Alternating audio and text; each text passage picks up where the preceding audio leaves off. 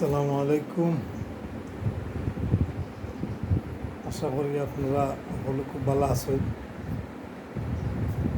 আজকে খুবই মর্মান্তিক একটা সংবাদ জানতে পারলাম। জুলাই বিপ্লবের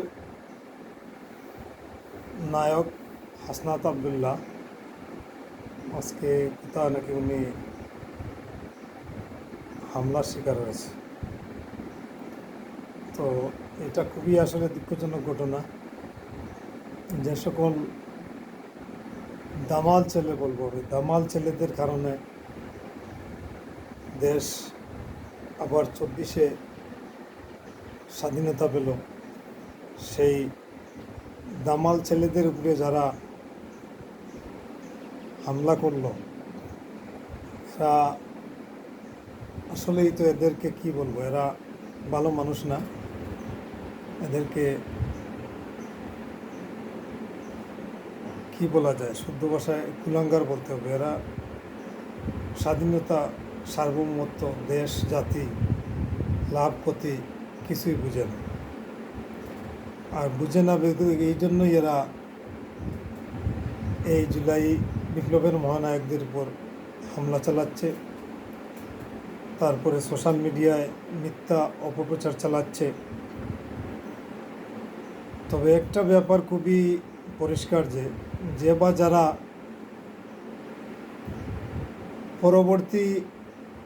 বাংলাদেশের পরবর্তী যে পরিস্থিতি, বিশেষ করে যদি বাংলাদেশে কোনো নির্বাচন হয় এবং নির্বাচন পরবর্তীতে যে বা যারা সুবিধা ভোগ করবে এবং যাদের সুবিধা ভোগ করার সম্ভাবনা বেশি দেখা যাচ্ছে, আমার মনে হয় এরাই বর্তমান শক্তি। এই জুলাই বিপ্লবের মহানায়কদের এরা দমাতে চাচ্ছে এবং চলে হোক, বলে হোক, কৌশলে হোক, যে কোনোভাবেই যদি এরা একটা নির্বাচন আদায় করে আবার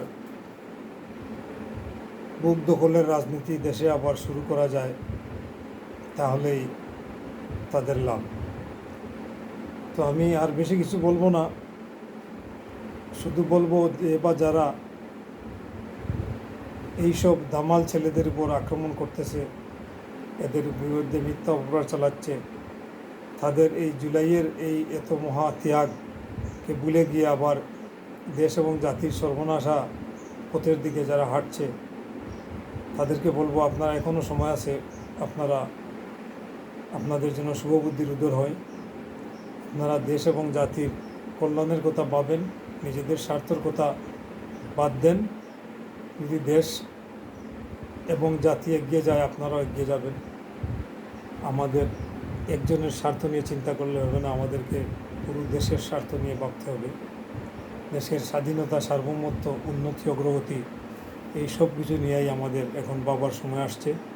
আমরা একটা বিরাট জগদ্দল পাথরের ন্যায় জাতির উপর চেপে থাকা এক স্বৈরাচার আমরা হটাতে পেরেছি। সেই স্বৈরাচারকে হটিয়ে দেশ এবং জাতি হাঁপ ছেড়ে বেঁচেছে।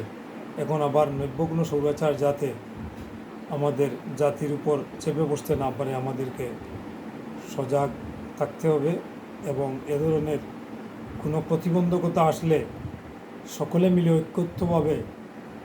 ঐক্যবদ্ধভাবে এর মোকাবিলা করতে হবে এবং জাতি এবং দেশকে এগিয়ে নিয়ে যেতে হবে।